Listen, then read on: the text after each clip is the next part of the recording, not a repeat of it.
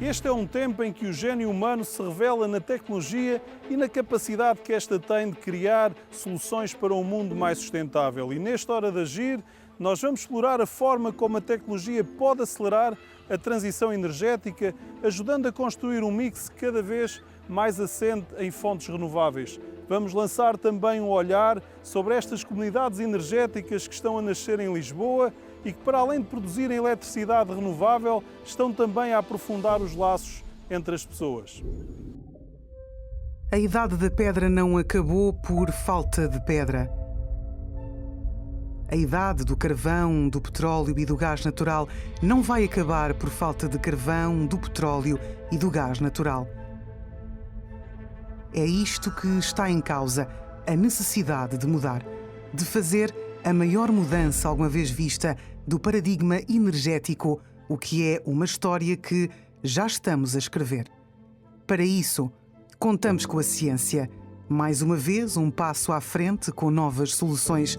E agora, o que precisamos mesmo é de ir mais rápido.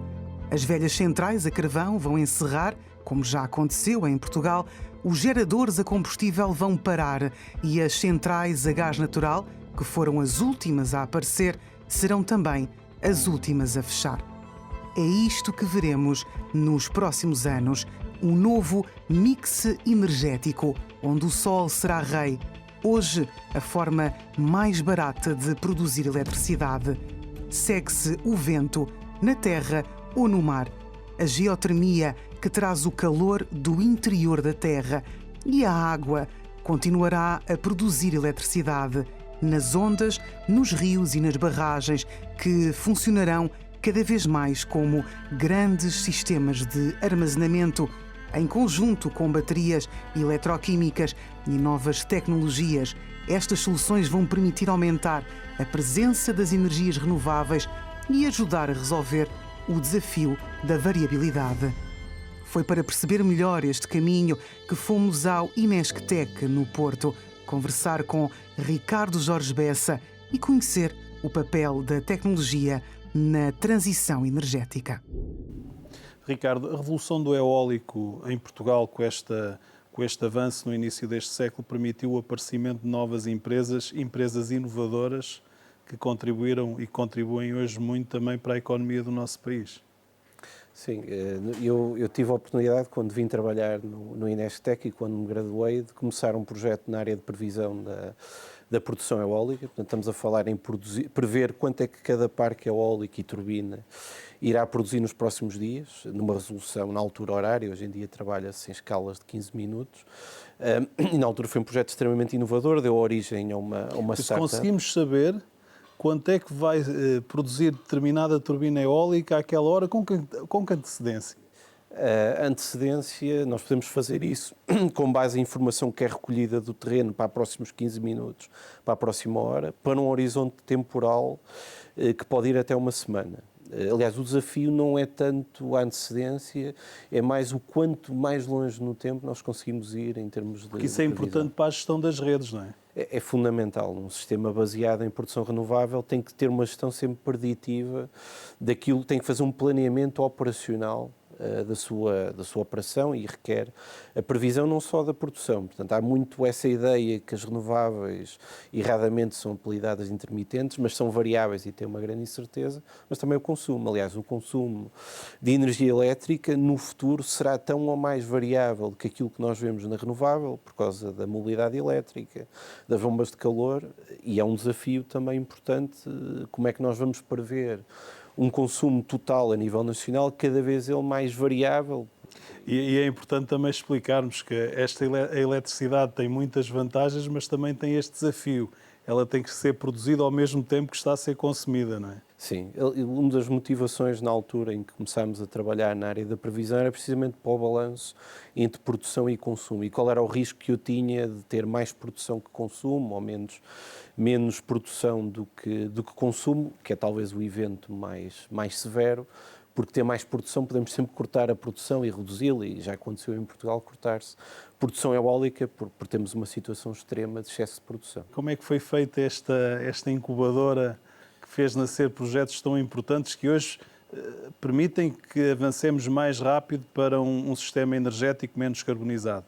Sim, a base, por um lado, é a criatividade. Nós, como investigadores, temos que ter ideias criativas e que sejam também disruptivas comparativamente àquilo que é o estado da arte. Mas, por outro lado, a vantagem de estar em instituições como o INES, que nós estamos muito próximos da indústria. Portanto, conseguimos juntar um pouco essa criatividade com aquilo que também são as necessidades da indústria e sabemos como levar essas soluções criativas à indústria. Neste caso em particular, nasceu até de um desafio da indústria, derivado do primeiro leilão de parques eólicos em Portugal, em 2005, mais ou menos, e a necessidade de terem este serviço de previsão. Isso foi lançado como um desafio corrente. Aliás, o projeto tem uma particularidade, acho que única em Portugal, foi totalmente financiado pelo setor privado, não havia financiamento público, financiado por empresas que eram concorrentes entre si, em termos de portfólio de produção renovável, e essas empresas, no fim,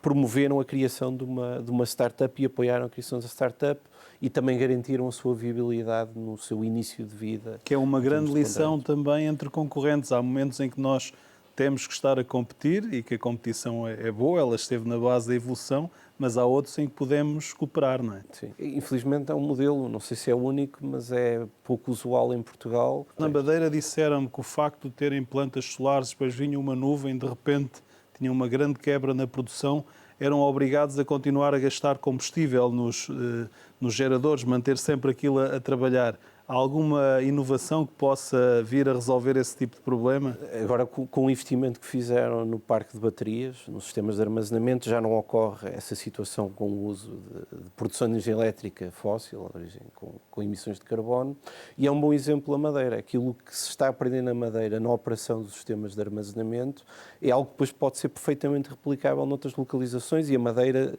ganhará um know-how na operação de sistemas de armazenamento integrados na operação de rede, que é também relevante para outros operadores, mesmo não sendo em sistemas isolados. Este conceito de comunidade, de cidade, não é?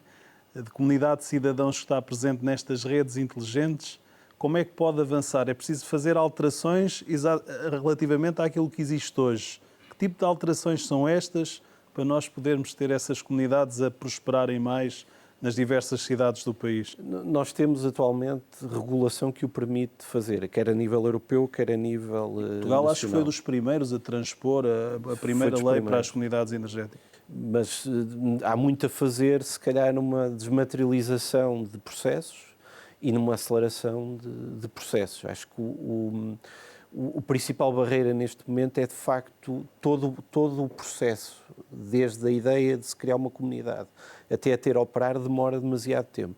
Nós estamos atualmente, se calhar, na terceira revolução do setor elétrico, que será a compra e venda de eletricidade, onde podemos ter consumidores que compram e vendem eletricidade entre si, comunidades que se organizam para comprar e partilhar a compra de ativos, e isso será uma revolução para os próximos anos. Passarmos a ser prosumers, produtores e consumidores ao mesmo tempo. Eu iria até um pouco mais longe. Vamos passar a ser cidadãos mais ativos, não só na questão da eletricidade, mas ir muito além disso. Pensarmos numa economia circular dentro de uma comunidade, os bairros digitais é outro bom exemplo, onde a energia é um elemento central na operação daquela comunidade, mas não único. Nós temos aqui máquinas de lavar, tem aqui uma série de coisas no laboratório que nós vemos em nossa casa. Isto tem a ver com a internet das coisas, com a inteligência artificial. Vocês usam aqui para simular o quê? Tem a ver com um outro problema que não tocamos, mas que é muito importante, que é a conectividade. Portanto, hoje em dia, tudo que nós compramos é mais inteligente que aquilo que era, a máquina de lavar, coisas básicas do dia a dia. Já ligamos tudo à internet, a Smart TV. À internet. Queremos controlar aqueles consumos. O primeiro problema que temos é a conectividade. O segundo problema é, se eu trocar a minha máquina de lavar, já tinha um sistema de gestão de energia, não vou agora trocar todo o sistema de gestão de energia porque tenho uma máquina de outro fabricante. Portanto, a questão da conectividade entre os equipamentos é fundamental se nós queremos pensar em ter mais flexibilidade na gestão do consumo. Só há flexibilidade se tivermos conectividade com aquilo que é verdadeiramente o consumo e as cargas inteligentes. A estratégia para o eólico no início dos anos 2000 em Portugal é um excelente exemplo de como uma política pública bem desenhada pode transformar o país. criou um cluster industrial que ainda hoje gera em exportações mais de 400 milhões de euros todos os anos e contribuiu para uma maior coesão territorial, quando 2,5% das receitas dos parques eólicos ficam nos municípios. 2 décadas depois, esta é uma transformação que continua. Os parques estão a ser renovados, com turbinas mais potentes, mais eficientes, e a tecnologia está a abrir novas fronteiras. Uma dessas fronteiras está no mar. Ao largo de Viana do Castelo, o projeto Wind Float Atlantic colocou Portugal na linha da frente do eólico offshore flutuante, permitindo produzir energia em águas profundas com plataformas ancoradas, com vantagens também na preservação da biodiversidade marinha. Mas a inovação não se fica pelo vento, nem pela água do mar. Também nas albufeiras das barragens começam a surgir novas soluções com os parques solares flutuantes, o chamado PV Floating, e é precisamente isso que já está a acontecer em Portugal. No Alqueva, a inovação flutua. Este projeto solar é um dos maiores da Europa e combina 12 mil painéis fotovoltaicos numa área equivalente a 4 campos de futebol. Produz energia suficiente para cerca de 30% das casas de Moura e é um exemplo claro de que se pode fazer muito com o que já existe por perto. O projeto de solar flutuante da Alqueva é um projeto inovador da EDP que combina várias tecnologias para entregar energia limpa, fiável e a custo acessível a um conjunto de populações. Por um lado, temos no mesmo lugar uma central hidroelétrica que foi construída há cerca de 20 anos, que produz energia e também tem a capacidade de armazenar energia através da bombagem. E depois temos uma plataforma de painéis solares que estão a flutuar na albufeira da barragem da central hidroelétrica, desde julho de 2022 que está em operação. Este é um projeto que nos dá um vislumbre de como é que vão ser os sistemas elétricos de futuro e responde aos desafios futuros da transição energética. Em primeiro lugar, a urgência.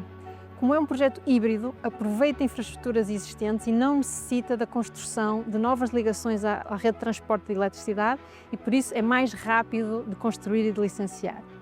Em segundo lugar, a adaptação às alterações climáticas. Infelizmente, já estamos a viver num mundo onde existem alterações climáticas. Estamos numa região do país que é afetada por altas temperaturas, por problemas de seca. Um solar flutuante permite 2 coisas muito interessantes. Em primeiro lugar, os painéis solares estando a flutuar sobre a água, isso baixa a temperatura dos painéis solares, o que melhora a sua eficiência, eles produzem mais energia estando mais frios. E, por outro lado, o facto de estarmos a cobrir uma parte da superfície permite reduzir a evaporação da albufeira, aumentando a capacidade de conservação da água para consumo humano. E, em terceiro lugar, a utilização de recursos endógenos. Estes flutuadores sobre os quais se apoiam os painéis solares usam cortiça, que é um recurso não só endógeno de Portugal, mas até local do sítio onde a Alqueva está implantado, e permitem-nos assim utilizar materiais que são locais e, portanto, não estão dependentes de outros países, de outras geografias, de outras circunstâncias geopolíticas para os fornecermos. A Fundação Champalimau, em parceria com a Green Volt, está a desenvolver em Lisboa uma comunidade energética que poderá tornar a instituição 100% renovável. Mas este não é um caso isolado. No Parque das Nações, a FIL, numa parceria entre a Fundação AIP e a EDP, está a avançar com uma comunidade energética de 5,1 megawatts, uma das maiores da Europa. A Fundação AIP e as suas participadas estão num negócio que se chama muitas vezes do turismo de negócios. Este turismo de negócio traz milhares e milhares de visitantes a Lisboa e, por inerência, acaba por ter uma pegada bastante forte. E, portanto, nós queríamos utilizar este espaço disponível que temos na FIL, esta cobertura, que tem 44 mil metros quadrados disponíveis para realmente poder consumir, poder produzir a maior parte da energia que nós vamos consumir. Este foi o mote que nos fez pensar neste grande projeto. Isto é um projeto muito importante porque cria uma referência e um exemplo a nível nacional para um modelo de negócio no qual na EDP acreditamos que reside o futuro da transição energética, que são as comunidades de energia. No edifício da FIL iremos instalar 5.1 megawatt peaks de capacidade solar, que produzirão quase 7 gigahoras ano de energia renovável, do qual 1/3 será usado para a própria FIL e 2/3 serão usados para vizinhos e famílias que vivem nas imediações desta instalação, onde esperamos conseguir gerar energia suficiente para 10.000 famílias. Então é um modelo de negócio que é importante para a FIL, é importante para a EDP, mas sobretudo é importante que sirva como exemplo para o que devia ser a transição energética em Portugal. A transição energética também acontece nos bairros, entre vizinhos, entre pessoas que se organizam para produzir e partilhar energia. Em Telheiras, a Junta de Freguesia, a Copérnico e a Universidade Nova de Lisboa mostram como a energia pode aproximar as pessoas e transformar a vida na comunidade. Aqui no nosso projeto piloto temos instalados 13 painéis solares e isto permite-nos gerar energia para a Junta de Freguesia de Lumiar, para um dos equipamentos da Junta, e também para 15 famílias. No fundo, aqui os benefícios principais da comunidade de energia é a produção de energia renovável, energia solar, de forma descentralizada em edifícios do bairro, o que permite reduzir as emissões de gases de efeito de estufa e também permite que as pessoas tenham acesso a energia renovável mais barata e reduzam as faturas de energia. A comunidade de energia de Telheiras, que surge da mão de alguns membros desta comunidade de Telheiras e que, com o apoio da Junta de Freguesia e o grande envolvimento da Junta de Freguesia, conseguiram começar a produzir energia localmente para também ser distribuída pelos vizinhos. O interessante nesta comunidade é que encontraram soluções para que toda a gente pudesse entrar nesta comunidade e nesta partilha de energia, independentemente do seu rendimento, ou seja, da sua capacidade de investimento. E isso é muito interessante de verificar como é que as comunidades locais podem encontrar soluções para os seus problemas reais.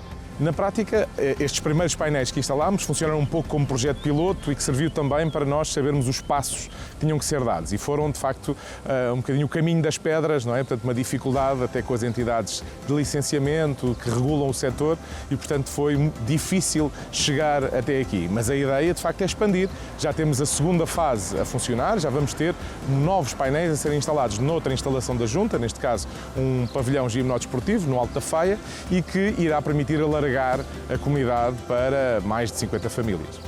Para além de tudo isso, há uma componente importante social, das pessoas se conhecerem, se falarem umas com as outras e assim criarmos uma comunidade não só de energia, mas uma comunidade de pessoas que é mais resiliente e é mais agradável de se viver. A transição energética já não é uma promessa distante, ela está a acontecer. O sol e o vento já são das formas mais baratas de produzir eletricidade e a tecnologia está a ajudar a abrir caminhos para que a inovação ganhe escala e possamos, sem poluir, aceder à energia de que precisamos para fazer a humanidade avançar. E este é um caminho que já começou e que precisa agora de ganhar força, velocidade e participação. Uma participação que também pode ter nesta conversa. Agora estamos nas redes sociais, em Hora de Agir TV, no Instagram e no TikTok. Coloque as suas questões, continue connosco, nós continuamos consigo. Um abraço, amigo, e até para a semana.